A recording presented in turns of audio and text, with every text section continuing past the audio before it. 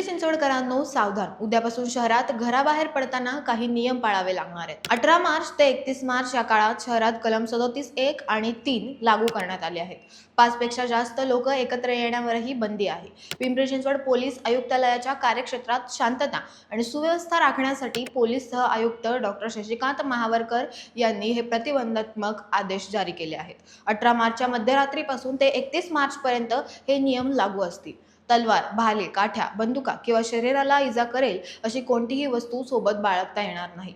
5 किंवा त्यापेक्षा जास्त लोकांनी एकत्र जमा होण्यास, पूर्व परवानगीशिवाय सभा घेण्यास किंवा मिरवणुका काढण्यास बंदी आहे।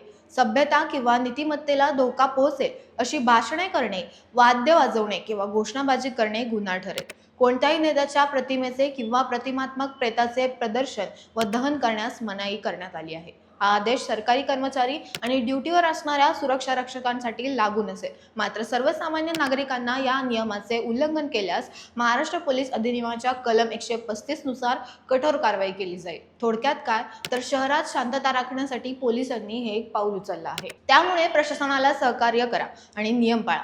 या आदेशाबद्दल तुमचं मत काय कमेंट्समध्ये नक्कीच सांगा आणि पाहत राहा न्यूज.